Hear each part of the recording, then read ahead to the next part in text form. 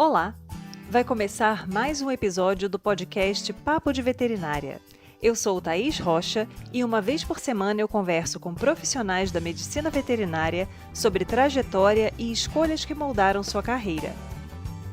Esse episódio foi gravado pela plataforma Zoom em 4 de novembro de 2022. E a entrevista está publicada no canal youtube.com/papo de veterinária.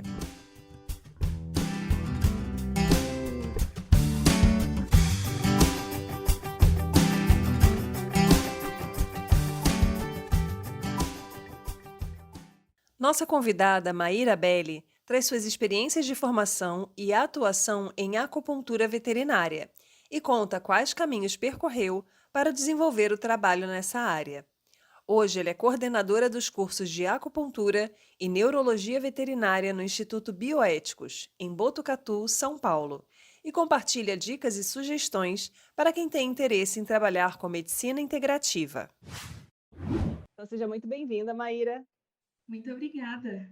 Maíra, então o começo do nosso papo sempre é: por que a medicina veterinária como escolha de carreira? Nossa, essa é uma pergunta muito difícil para mim, assim, que, na verdade, no começo de tudo, muita gente fala assim, eu sempre, desde pequena, queria ser veterinária, desde pequena eu sempre gostei de bicho e tudo mais, e comigo foi uma coisa meio diferente, assim, quando pequena, eu queria ser cientista, eu gostava muito de Ludwig Bickmann, e era aquela coisa meio maluca, assim, né? Eu gostava muito de ciência, física, química, falava que queria ser cientista, mas aí, na hora que estava chegando naquele momento, né, do terceiro colegial ali, que você tem que escolher uma carreira, eu estava mais voltada para biológicas nessa época, eu falei assim, acho que eu vou prestar medicina veterinária, vamos ver o que dá. E aí foi o curso que eu acabei entrando, né, um pouquinho tempo depois, fiz cursinho e tal. E aí eu entrei com aquele intuito assim de, eu quero fazer conservação de animal silvestre. Então eu falei assim, não, eu vou participar daquelas campanhas, eu quero trabalhar com resgate de animal, com reintrodução de animal silvestre na fauna e tal.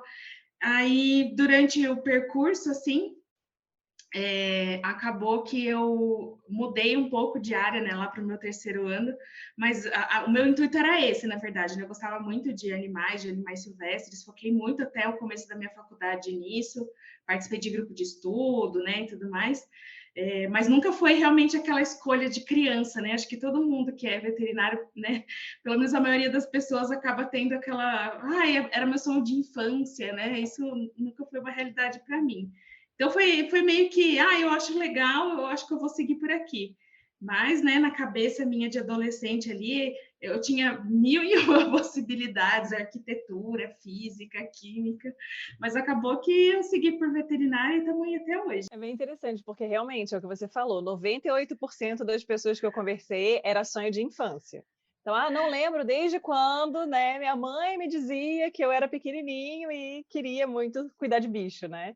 E é bacana isso, porque às vezes a pessoa que não tem aquele sonho de infância, ela tem uma visão um pouco mais próxima do que é a realidade da profissão, do que aquela que vem baseada no sonho de cuidar dos animaizinhos e salvar todo mundo, né? Então, às vezes, tem alguns aspectos que são bacanas também, né, a gente pensar a respeito.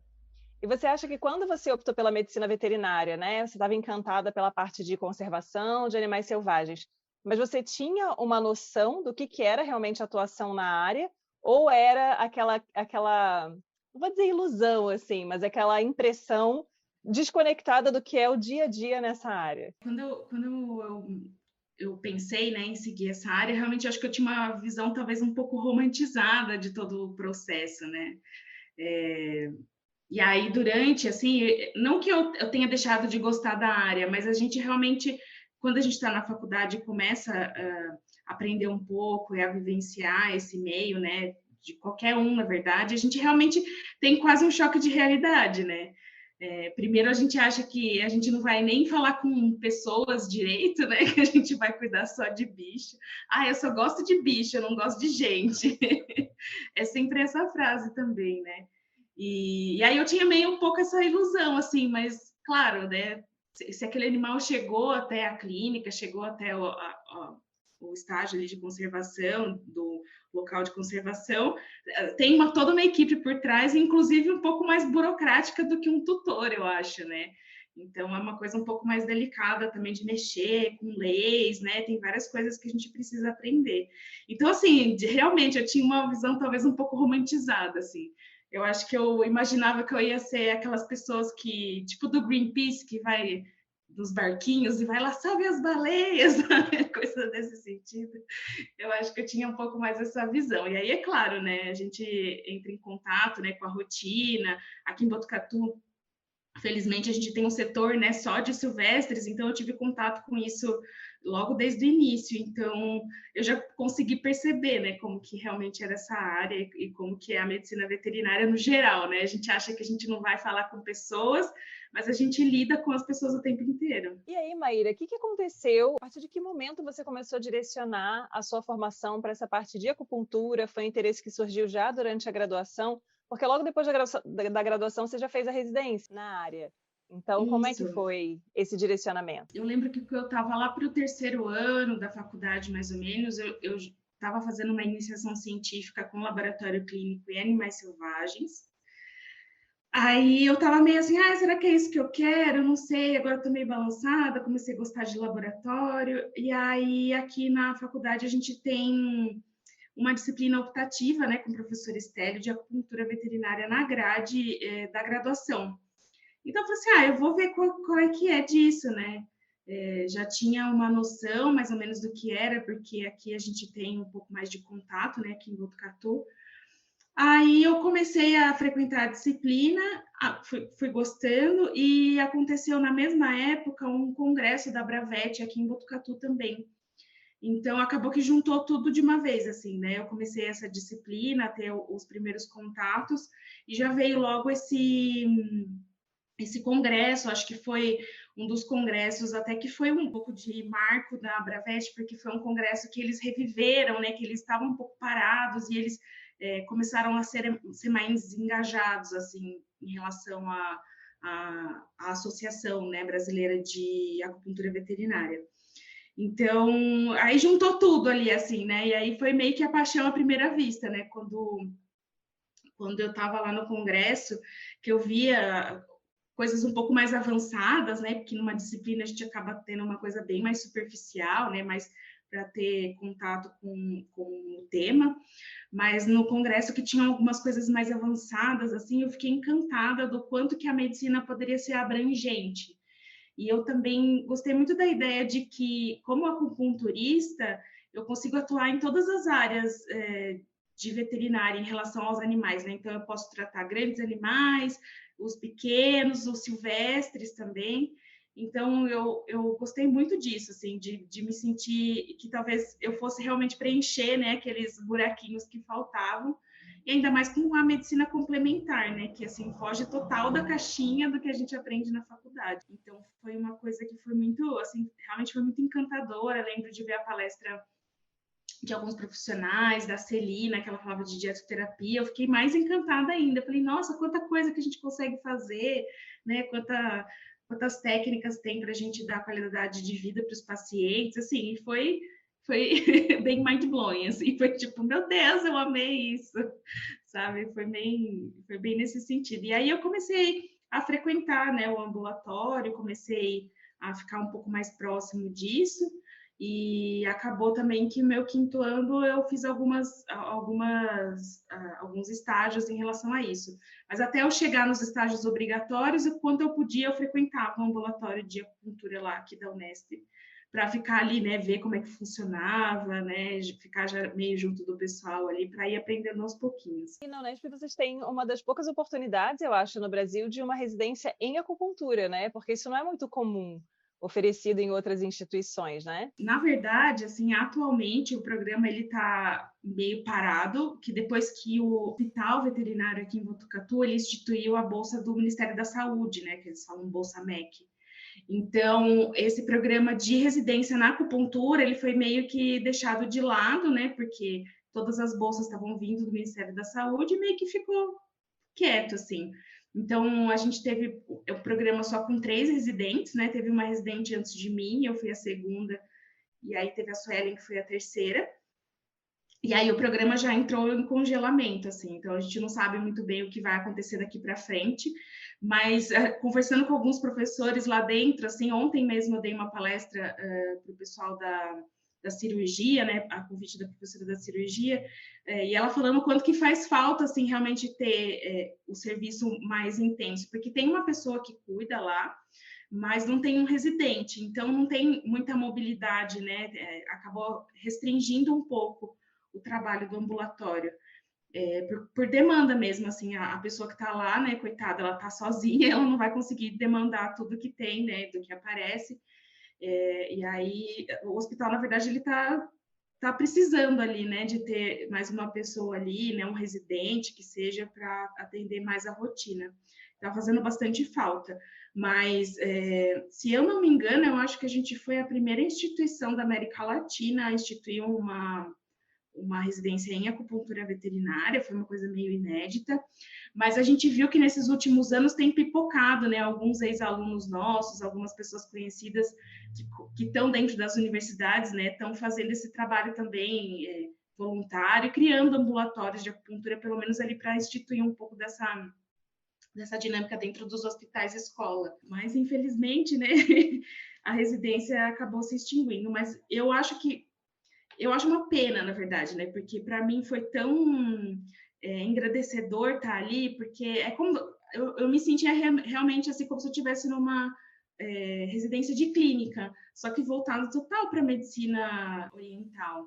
Então, ali eu tinha contato com todos os setores da faculdade, então eu ia atender tanto silvestres, grandes animais, eu ia, às vezes, atender até o pessoal da clínica, que tinha animal internado, e eu ia lá fazendo aqueles pacientes que estavam, né, convalescentes ali, que estavam precisando de cuidados, então a gente conseguia integrar bem isso dentro do hospital, e era muito interessante, muito legal.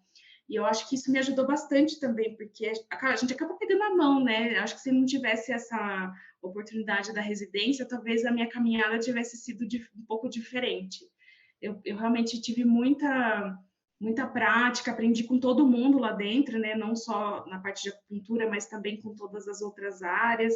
E eu acho que isso é muito importante. Na verdade, qualquer residência, né? A gente acaba aprendendo bastante. Quando é focado ainda mais na área que a gente quer seguir, é melhor ainda, né? Eu tive algumas colegas, assim, de outras turmas, né, que chegaram a ser alunas minhas, que fizeram residência em outras áreas, em cirurgia, em clínica, e para elas também foi importante, né, porque elas acabaram juntando isso depois, então elas fizeram as residências nas áreas mais básicas, entre aspas, né, em clínica, cirurgia, para ter contato com o atendimento, e aí depois colocaram, né, entraram na pós-graduação e fizeram acupuntura para complementar os atendimentos. Então, existem vários caminhos, né? Já que a gente não tem mais a residência, né? Pelo menos por enquanto, eu espero que um dia as pessoas voltem a pensar nisso, porque realmente está fazendo falta. Mas existem vários caminhos que a gente pode tomar, né? Então, não necessariamente a residência em acupuntura. Mas, nossa, você não tem nem o que falar. Se existisse ainda essa residência, eu ia falar assim, gente, vai fazer quem gosta dessa área, quer essa área, porque por mais que a gente fique focado mais na acupuntura, a gente acaba tendo contato com todo o resto do hospital. Então, a gente acaba aprendendo com todo mundo, a gente aprende com os outros residentes, com os outros professores. E essa troca é muito legal, né? Essa troca de conhecimento com os outros é muito interessante. Com certeza. E aí, Maíra, porque a gente sabe que, né, a visão de quem não trabalha nessa área, mas a abordagem do paciente, a forma de raciocinar sobre o que está acontecendo é bem diferente do que a gente aprende ao longo da graduação. Quando a gente pensa nessa abordagem de medicina tradicional chinesa, acupuntura, então é uma outra forma de você abordar aquele indivíduo, né, olhar de uma maneira até mais ampla, né, aquela situação que ele está apresentando, envolvendo questões às vezes emocionais, né, de manejo, convivência com tutor, enfim, várias coisas ali, para poder desenvolver o seu trabalho. Então, você considera que, tendo conhecimento dessas pessoas, né, que fizeram residência em outras áreas e depois foram para a acupuntura, e a sua experiência, que teve essa oportunidade de fazer residência dentro de um hospital-escola, com várias outras áreas integradas, que um aluno que hoje em dia, né, faz a graduação normal, e aí faz um curso de especialização, por exemplo, se ele não tiver aquela bagagem prática ele consegue desenvolver bem esse trabalho ou é um pouco mais complicado por conta dessa falta de prática e da visão de diferentes formas de abordar? Na verdade, eu acho que são formas diferentes de atingir um objetivo dentro do atendimento da medicina chinesa, porque o que eu vejo, né, me comparando com essas colegas que acabaram tomando um caminho diferente, que eu acabei, na verdade, voltando mais a minha prática e conhecimento para a acupuntura, então vamos dizer que eu obtive esse conhecimento um pouco mais rápido que elas, já que elas foram para outras áreas. Só que hoje, assim, depois que a gente sai da residência, que a gente vem para o mundo real, né, que a gente vem para os atendimentos e tudo mais, eu estou tendo que resgatar muito conceito de clínica, de outras coisas, para poder agregar ao meu atendimento. E não necessariamente que eu estou atendendo clínica, mas para eu conseguir, às vezes, raciocinar em cima daquele paciente, né, de fazer um diagnóstico melhor dentro da medicina chinesa, ou até de conseguir ajudar aquele paciente de outra forma, né? Ou até para conseguir encaminhar para um outro colega que seja necessário. Então, assim, por mais que eu fiz o caminho de ir já direto para a medicina chinesa e aprender diretamente a técnica, acabou que eu tenho um pouco essa deficiência também, né, nessa parte de clínica, de cirurgia, tanto que agora, assim, que eu estou mais em contato com a neurologia, por exemplo, que é muito importante para a nossa área de acupuntura, porque a gente acaba trabalhando com muitos pacientes que são, que são de reabilitação neurológica, né? Então, ter esse conhecimento base é muito importante. Então, assim, eu acho que, na verdade, eu só fiz o caminho ao contrário, né? Eu fui direto para a prática em acupuntura, mas eu estou sentindo a necessidade de ir resgatando aos poucos esse conhecimento, né, de clínica, de cirurgia, mesmo que de forma um pouco mais superficial, mas para poder complementar a minha conduta ali com o meu paciente.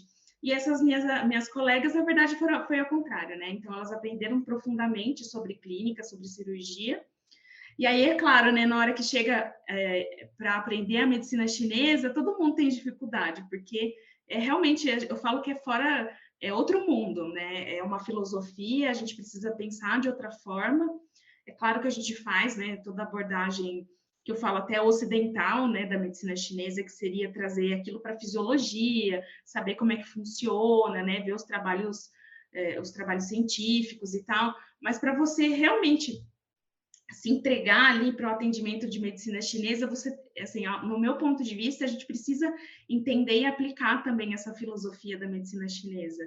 Então, acho que são dois caminhos que na verdade, acabam se completando, né? Que um acabou tendo deficiência mais para um lado e outro para o outro. Mas eu acho que quanto mais rápido a gente começar a ter essa vivência com as teorias da medicina chinesa, melhor é. Então, mesmo essas colegas, né, uma delas que fez residência em cirurgia, ela tinha mais contato com essa parte de acupuntura, porque o pai dela era acupunturista. Então, acabou que ela seguiu, assim, como cirurgiã, já pensando que aquilo seria um complemento para a acupuntura. Então, desde sempre ela já estudava um pouquinho, né, sempre entrando em contato com aquilo. Então, assim, para quem quer seguir essa área de acupuntura, o curso, claro, o curso de especialização, ele é necessário para a gente conseguir ter todas as vivências necessárias e aprendizados necessários, mas se também quiser se aprofundar um pouco antes, né, nas áreas de clínica e cirurgia, até chegar à medicina chinesa, eu acho que acaba preenchendo algumas lacunas, né, para o veterinário realmente fazer uma medicina mais integrativa, né? E não ficar só no mundinho da medicina chinesa. Eu acho isso bem importante. E aí, quem for direto para a área, já for direto para o curso de especialização, vai ter que resgatar, não tem como, a gente não pode deixar de lado a medicina ocidental, né? Só porque a gente tem um pensamento um pouco mais para a medicina chinesa. Então, a gente até fala muito da medicina integrativa, né? Que é integrar realmente todas as técnicas. E para conseguir integrar, a gente precisa entender. Né? Então, para conseguir entender todas as técnicas, a gente tem que aprender tanto ocidental quanto oriental. Mesmo que a gente não fosse a pessoa que realmente vai aplicar a parte ocidental da história ali, mas saber entender, né? O quanto que aquilo vai impactar no seu paciente e o quanto que aquilo pode, não vou dizer atrapalhar, mas pode interferir em alguma coisa, alguma conduta que você quer tomar também. Enfim, né? Acho que são diferentes caminhos, os dois válidos. Estudar sempre, né? Esse é um negócio, estudar sempre. Com certeza. Porque eu acho bem interessante, assim, como é perceptível, e acho que na nossa vivência talvez não tenha sido diferente disso. Quando a gente está na graduação, que a gente precisa acompanhar um monte de disciplina, com um monte de abordagem, de assuntos que às vezes não interessam muito, a gente tem uma tendência a focar exclusivamente naquilo que a gente acha que quer. Então, por exemplo, gosto de medicina tradicional chinesa, então vou ficar em cima da acupuntura ali, e às vezes a pessoa ignora toda aquela outra abordagem porque ela acha, não, encontrei a área que eu quero, é isso aqui que eu vou fazer. Isso para qualquer área, né? A pessoa faz isso com reprodução, com anestesia, enfim. E aí ignora toda aquela base de conhecimento que você precisa ter para depois, com a maturidade, com o passar do tempo, falar assim, puxa, tem que voltar lá naquela vivência que aquilo está me fazendo falta. Então, eu acho que é um pouco difícil, né, a gente convencer os alunos, porque na minha cabeça também não entrava muito isso. Como é que eu vou poder saber de todos esses assuntos, de toda essa gama aqui de informações, né? É muita coisa para uma pessoa só. Mas com o tempo a gente vai amadurecendo e vai percebendo que realmente é necessário você ter esse olhar mais amplo, né? Horizontalizar esse conhecimento, ter uma base bem ampla, bem sólida, para a partir daí você conseguir subir, né, o seu castelinho ali de especialidade com mais critério, né, com mais direcionamento, para ter um desempenho até melhor no futuro, né? Com certeza. Eu acho que se eu conseguisse voltar um pouquinho no tempo na faculdade, assim, eu acho que talvez eu teria, talvez, prestado atenção mais em clínica, que assim, eu até gostava, ia para as aulas, né, prestava atenção e tal, mas acho que talvez eu tivesse me dedicado um pouquinho mais, pelo menos para eu ter um conhecimento base das coisas, sabe? Talvez eu tenha guardado outras matérias que eu nem gosto, que nem fazem parte da minha vida hoje, tipo, é, inspeção, que eu gostava bastante na época também. Então, às vezes a gente acaba gravando, né, umas coisas que a gente não vai usar. Mas eu percebo que se eu tivesse, talvez me dedicado um pouco mais, não para ser a melhor aluna da sala ou para ser a melhor clínica do mundo, mas se eu tivesse, pelo menos, assim, eu preciso, né, entender como é que funciona. Eu acho que hoje seria um pouco mais fácil em algumas questões para mim.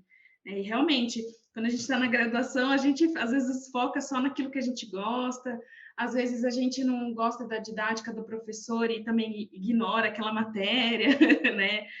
Às vezes, sei lá, alguma parte daquela matéria não é interessante, às vezes a pessoa já ignora por completo, né? Então é super importante a gente aprender de tudo um pouco, né? Porque se a gente, como veterinário, a gente é formado como generalista, né? É porque a gente realmente precisa saber de tudo um pouco. E por mais que eu não utilize o meu conhecimento, né, de tudo, por exemplo, de reprodução, eu não uso na minha rotina. Mas, por exemplo, eu que já tenho um pezinho ali que gosto de nutrição, né? Que gosto de dietoterapia, alimentação natural. Então, não só a parte de nutrição, né? Óbvio, né? Que seria bem óbvio, mas a parte de inspeção mesmo, né? Então, a parte de inspeção é muito importante nesse momento para você resgatar alguns conhecimentos, né? Como você manipula os alimentos, né? Como você vai instruir o tutor a manipular aqueles alimentos, escolher a melhor opção, né? Então, isso também a gente acaba, parece que não vai, a gente não vai usar, mas a gente acaba usando em tudo. Sim. Eu acho que é mais essa questão da maturidade, realmente. Acho que todo mundo tem um pouco Sim, daquela sensação, depois de alguns anos de carreira, você fala assim: ai, se eu pudesse voltar lá na graduação, tem isso aqui ou aquilo ali que eu teria feito diferente. Mas assim, a gente segue, né? Segue e vai ajeitando sim. ali conforme vai surgindo a oportunidade. E aí, Maíra, a opção pela pós-graduação, pelo mestrado, qual foi o seu planejamento, né, de carreira para você ter feito o mestrado? Na verdade, eu saí da graduação, depois de um ano que eu entrei na residência, porque na época que eu saí, eu acabei não abri o edital naquele ano, né? Porque abria a cada 2 anos. Eu entrei na residência, então foi aí 2014 e entrei na residência em 2016. Aí eu já estava ali naquele meio, né? Eu já gostava muito um pouco da área acadêmica, mas não sabia muito bem se eu queria seguir isso. E por fim, né, como eu estava naquele meio, tinha muito contato com o professor Estélio, afinal ele era meu orientador ali da residência. Eu falei, professora, eu gostaria de fazer um mestrado para eu aprofundar, eu queria continuar aqui na universidade e tudo mais. Ele, não, vamos lá. E tanto até que o meu primeiro projeto, né, que eu acabei mudando um pouquinho no meio do caminho. O meu primeiro projeto realmente foi com a acupuntura. Eu conversei com o professor Estélio e com outra professora lá da cirurgia. A gente ia trabalhar com lesão de bexiga e acupuntura. E, por fim, a gente tentou aquilo, né? A rotina do hospital acabou não permitindo que eu tivesse muitos animais para o meu estudo. E aí eu cheguei no final do meu primeiro ano de mestrado e caí naquele... Quase todo mundo cai, né? Tipo, professor, não temos nada, o que vamos fazer, né? Isso depois de um ano de mestrado. Já cumpri minhas horas de aula, já fiz tudo, o que a gente vai fazer, né? A gente precisa tomar um rumo. Acabou que o Stélio me ofereceu trabalhar com dor em felinos, então eu saí um pouquinho da área da acupuntura e fui trabalhar com dor em felinos. A gente acabou fazendo a validação da escala, né, de Botucatu de felinos para os casos clínicos, então a gente validou tanto a escala longa como uma versão mais curta da escala, para ser aplicada de uma forma mais simples. E assim, foi muito desafiador, né? Às vezes a gente entra com uma expectativa no mestrado ali, vou me aprofundar em acupuntura, vou saber mais sobre acupuntura, vou estudar mais, e aí chega no meio do caminho, foi uma quebra de expectativa, mas abracei, vamos lá, né? Terminei o mestrado, né? Eu tive que prolongar um pouquinho o meu mestrado para poder conseguir terminar tudo, né? De fazer o experimento e de escrever, enfim. Eu acabei fazendo meu mestrado em 2 anos e meio, mas no desafio, né? Acabei indo para uma área que, assim, nunca tive tanto contato, né? Que é a parte de anestesiologia. Então, apesar da gente na acupuntura trabalhar com controle da dor, mas eu estava trabalhando de uma outra forma ali. Então, foi bem desafiador, mas abracei aquilo e fomos até o final. E aí, depois disso, assim, eu percebi que talvez a área acadêmica de universidade talvez não fosse muito a minha praia. E nessa época eu já estava trabalhando no Bioéticos, porque a esposa do Stélio, a Malu, me chamou para dar algumas aulas, né? Como eu já tinha muita essa parte prática, então eu dava algumas aulas de ambulatório já. E ela me chamou para auxiliar ela na coordenação, né? Junto com uma outra veterinária também, que é a Bel. Então, a gente acaba dividindo ali as tarefas das coordenações, né? E ela me chamou também para dar aula. Então, na verdade, uma coisa foi puxando a outra, né? Uma coisa foi levando a outra. E aí eu percebi naquele momento, assim, que dar aula para pós-graduação, né? Para cursos de especialização, me trazia muito mais, eu gostava muito mais, né? Era um momento mais prazeroso do que realmente estar dentro da universidade, de fazer pesquisa, né? Não que eu detesto, mas um caminho que eu gosto mais, que eu faço com mais facilidade, né? Esse trabalho. Então, eu percebi ali naquele momento em que não era... que a carreira acadêmica dentro da universidade já não era a minha praia mesmo. E eu acabei indo mais para esse lado da especialização. E aí, como é que você explica para as pessoas, por exemplo, chega uma pessoa completamente leiga para você e fala, Maíra, esse negócio de acupuntura aí, como é que funciona isso? Como é que você faz a avaliação do paciente? Né? É só chegar a espetar agulhas aleatoriamente? O que tem que levar em consideração? Porque tem um monte de questões que influenciam, né? Às vezes, mudou a estação do ano. Então peraí que tem um negócio aqui que é diferente. Então, como é que é essa rotina, né? Como é que é esse conhecimento para você explicar para uma pessoa que não tem ainda muito esse contato, mas que acha a área interessante? Eu escuto sempre uma pergunta dos tutores que levam os pacientes para a gente tratar, que é, doutora, essa agulhinha tem remédio na ponta, né? O que funciona? O pessoal sempre pergunta assim, o que acontece, né? Como é que funciona isso? Então, a acupuntura, ela é uma técnica, né, milenar, já tem mais de 3.000 anos, e ela constitui basicamente, assim, se for pegar o nome acupuntura, ela constitui basicamente em você furar com uma agulha pontos específicos do corpo. Né? E o que são esses pontos? Esses pontos de acupuntura, eles são locais, né, no corpo que tem várias estruturas que recebem um estímulo. Então, são estruturas terminações nervosas, né, veias, artérias, né, microartérias, que tem, então, é um pedaço que tem bastante potencial em receber uma informação. E, no caso, essa informação vai ser a picadinha ali da agulha. E, a partir disso, né, desses pontos específicos, o organismo acaba liberando alguns neurotransmissores, né, liberando algumas substâncias que são opioides endógenos, né, que fazem analgesia, que trazem bem-estar. Então, existem várias teorias, né, cada autor parte para uma teoria, mas a minha visão é uma técnica que trabalha bem com modulação, né? Faz a modulação neuroendócrina, né? Então, tanto da parte neurológica quanto de processos fisiológicos, ela é uma técnica que traz o corpo para a homeostase através dos estímulos cutâneos, né? Através dos estímulos ali da agulha. E é claro, assim, cada ponto de acupuntura tem seu mecanismo de ação, vai ter sua forma de ação, né? Então, por exemplo, tem pontos que são mais analgésicos, porque eles estão mais próximos de estruturas nervosas, estruturas que vão liberar mais opioides endógenos. Outros pontos, eles são mais de relaxar a musculatura, de relaxar tendão, né? Muitas vezes a gente faz também acupuntura em pontos gatilho, que são aqueles nós musculares, né? Que se formam, talvez, num animal que é de esporte, ou até um animal mais velhinho, né? Que tem algumas dores. A acupuntura também tem um papel muito importante na analgesia local, assim, não só na liberação sistêmica das substâncias que são analgésicas, mas localmente também ela tem uma ação anti-inflamatória muito interessante. Então, assim, né, a acupuntura ela atua por várias formas para trazer aquele organismo no que a gente chama de homeostase, né, de fazer homeostase de todas as funções fisiológicas.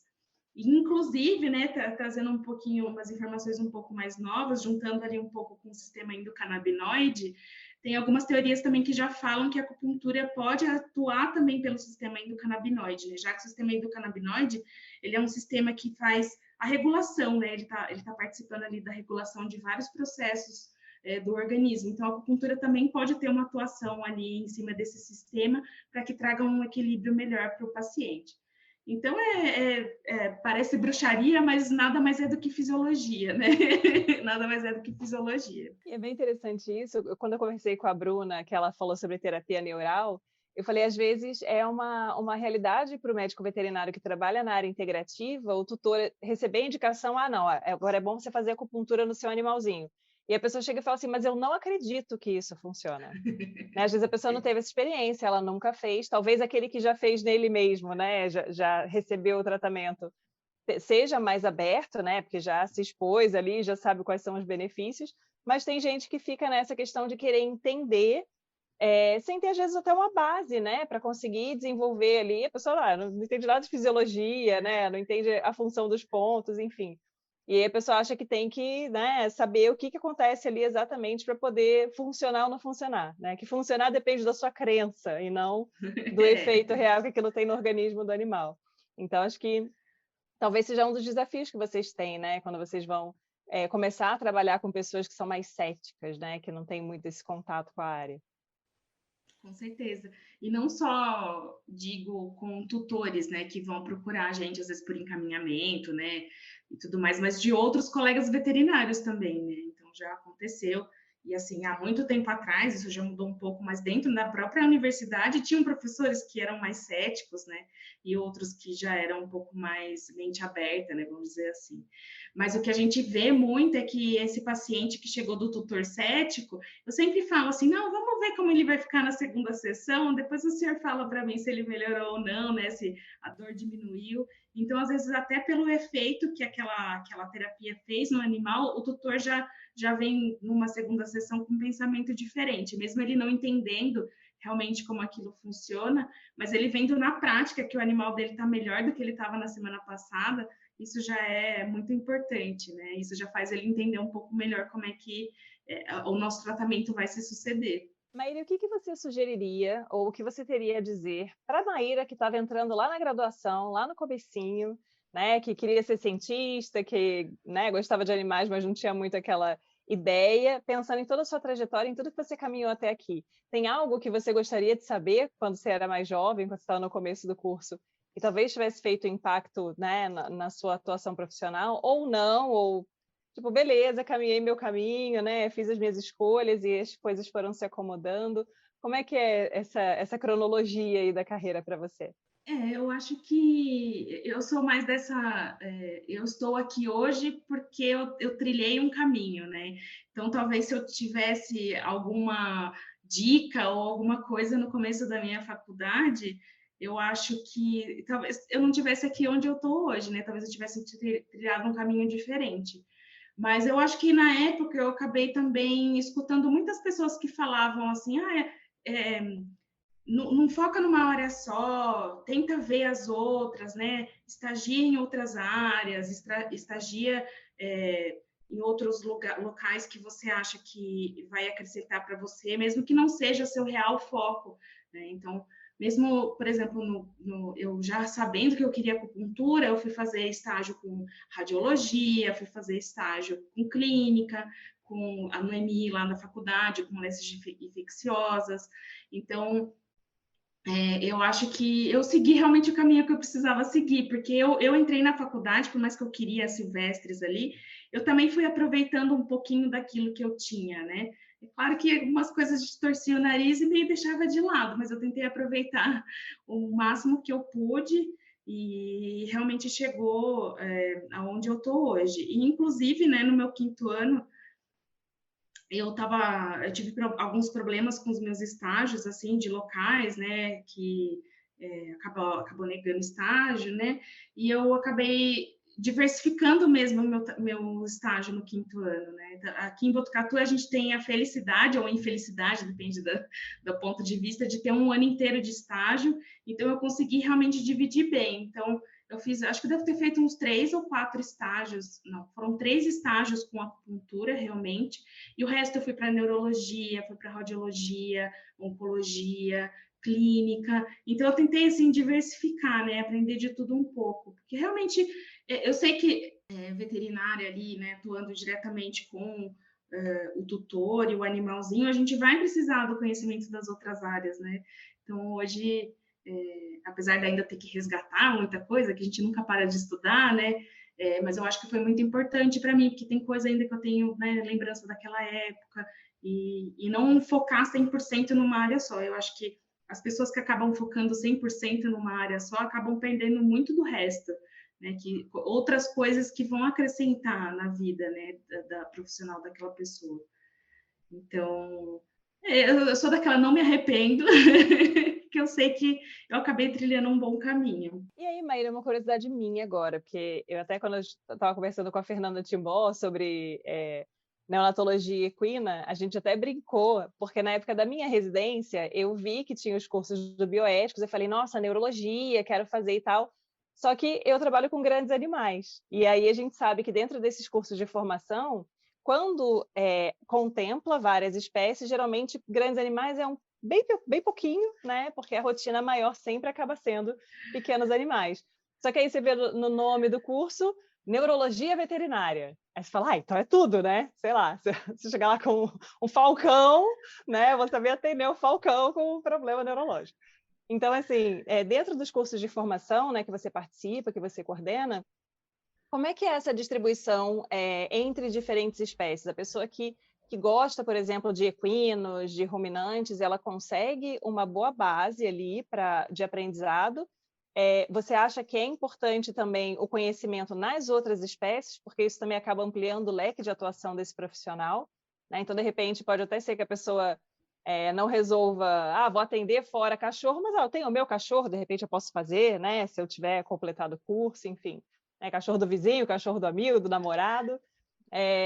Como é que é essa questão, né, da abordagem entre as diferentes espécies ali, considerando as esferas mais frequentes, né, grandes e pequenos, dentro desses cursos de formação? Bom, o curso de acupuntura, eu acho que ele é o mais abrangente, assim, dos cursos que eu acabo coordenando, porque realmente a gente tem uma divisão bem clara ali de tanto teórica quanto prática em pequenos e grandes animais. Então, a gente tem aulas específicas de grandes animais, a gente não faz em ruminantes, né, em outros grandes animais, mas a gente acaba focando em cavalo, que a gente pode fazer né, o paralelo para as outras espécies de forma tranquila. E eu acho que isso também é muito importante, que você falou de saber um pouquinho de cada coisa, porque eu tive vários alunos e vários colegas de turma que que trabalhavam já com equinos, mas como começou a fazer acupuntura e fazer umas técnicas mais integrativas, acabou também pegando uma parcelinha de pacientes de pequenos animais, né? Que acaba sendo uma rotina, às vezes, um pouco maior do que grandes animais para essa área integrativa. Então, saber de um pouquinho de tudo, assim, dentro da acupuntura, acaba sendo muito bom. Inclusive para profissionais que estão em áreas que não têm tantos veterinários integrativos, né? E eu mesmo na faculdade, apesar de não ter muita familiaridade com grandes animais, eu atendi, assim, cabra, atendi boi, atendi cavalo, então, assim, tudo que aparecia a gente ia atendendo, né? E sempre, claro, tinha auxílio dos veterinários responsáveis ali, das pessoas da especialidade da área, mas realmente, quando você está num curso de formação como acupuntura, você consegue trabalhar com tudo. E, né, o nosso curso, a gente também tem, assim, apesar de ser pouco, mas a gente tem algumas aulas de silvestres, né? A gente tem uma aula de prática e aula teórica também com silvestres, para aprender um pouquinho, né? Porque às vezes esse paciente vai aparecer. Esse paciente um dia aparece, alguém um dia aparece com um porquinho da Índia, aí, Maíra, o que eu faço, né? Então, a gente aprende isso também no curso. E aí, quem normalmente entra, acaba a maioria focando também em pequenos animais. Acho que assim, a faculdade também é assim, né? A maioria das pessoas que entram na faculdade querem focar em pequenos animais, mas já sai do curso aprendendo tudo, assim, em relação à acupuntura. Já em relação à neurologia, a nossa neurologia ali acabou que a gente voltou bastante para pequenos animais, né? Então a gente não tem tópicos especiais de grandes animais, nem nada nesse sentido, mas eu percebo que alguns colegas, né, que já atuam como clínico, né, ou como cirurgião, até de grandes animais, de silvestres, acabam optando por fazer o curso de neurologia e fazendo as reflexões necessárias em cima das espécies, né, que eles trabalham. Mas é mais comum o pessoal de silvestres fazer o curso de pequenos do que o pessoal de grandes. Eu não me recordo assim de nenhum aluno atual assim que trabalha com grandes animais, mas realmente não é o nosso foco e a gente acaba nem abordando isso durante o curso, nem silvestres, acaba focando mesmo para pequenos animais.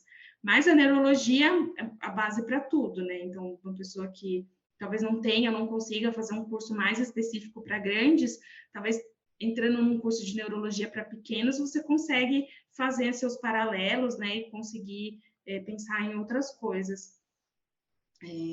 Mas, né, infelizmente lá a gente focou realmente em pequenos animais, senão ia ficar muito abrangente. Eu acho que para neurologia é uma área que normalmente é um clínico que se especializa em neurologia e a mesma coisa para grandes, né? É um clínico de grandes que vai se especializar ou vai ter, né, estudos ali em neurologia. Já na acupuntura, né, o pessoal é um pouco mais abrangente, a mesma coisa na fisioterapia, né? Na fisioterapia isso também acontece. Apesar de ser um curso bem voltado para pequenos, né, o pessoal também tem prática em grandes e acaba conseguindo atingir aí todas as áreas. É bem interessante ter essas informações, porque às vezes, mesmo lendo o programa do curso, as pessoas ficam um pouco perdidas, né? E a gente sabe que para grandes animais tem um pouco menos de opção realmente, porque a rotina é mais enxuta. Mesmo o veterinário que atua a campo, que tem uma rotina grande, ele vai ter muito dos mesmos casos. Então, muito por exemplo, a cavalo, né? Medicina esportiva, muito claudicação, muita cólica, né? Problema dermatológico, e os neurológicos são mais esporádicos. Então, dependendo de onde a pessoa atua, realmente acaba não tendo muito esse volume, né, para ter ali um aprendizado mais sólido. Maíra, você quer deixar mais algum recado para o pessoal que está na graduação ou que tem o desejo de fazer medicina veterinária, que às vezes ou ainda não tem esse olhar para a medicina integrativa ou já tem algum interesse, já acha uma área bacana? Eu tenho um recado muito específico, mas a princípio eu vou tentar falar para várias pessoas, né? Então, para as pessoas que são voltadas mais para a clínica, eu acho que a medicina integrativa, ela está aí, ela é o gatinho, ela está complementando, ela vem realmente para complementar. Uma coisa que a gente escuta muito é que o veterinário integrativo rouba o paciente, o cliente do veterinário ocidental, e na verdade isso não é verdade, né? A gente precisa aprender a trabalhar em equipe.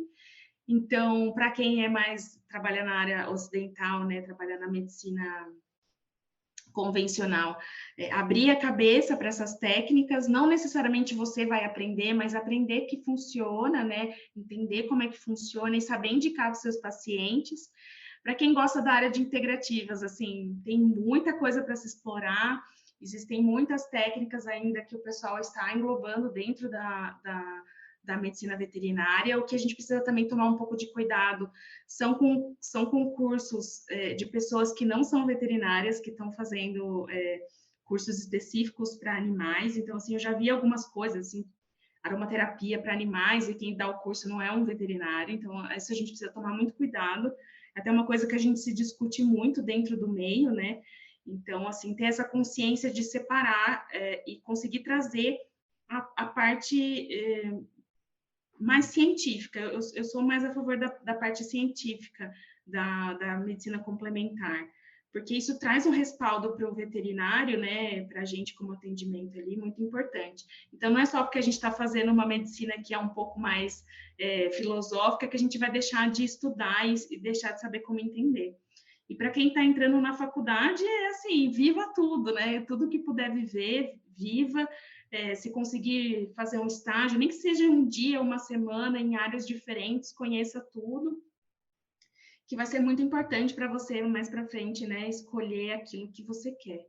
E hoje, né, que agora por conta da pandemia a gente acabou tendo muita disponibilidade de coisas online, então, sim, né, tem um mundo online também para desbravar, para conseguir conhecer, né, conhecer as áreas e saber também o que a gente pode agregar na nossa veterinária. Maravilhosa, Maíra. Muito obrigada pela sua participação. Foi ótimo ouvir a sua história, né, a sua vivência com essa área, que eu acho que desperta o interesse de muita gente. É uma área muito bacana. Eu acho que para quem já entra com essa pegada mais cética, é muito interessante ter esse olhar para uma nova forma de abordar o paciente, que a gente sabe que na medicina convencional, às vezes a gente não consegue todas as respostas que a gente precisa, né? E eu acho que não existe uma verdade absoluta no universo, né? E é só essa linha aqui que eu estou seguindo. Então, a gente tem que ter a mente um pouco mais aberta e entender que ninguém sabe tudo, ninguém tem todas as informações necessárias e a integração entre diferentes profissionais com certeza vai trazer um resultado mais bacana aí para esse paciente. Eu que agradeço, muito obrigada. Obrigada pelo convite. Né? Eu gosto muito de falar assim, sobre a profissão, sobre as coisas. Então, realmente, eu fiquei muito feliz aqui de conversar com você. Este foi o Papo de Veterinária. Obrigada por ficar conosco até aqui.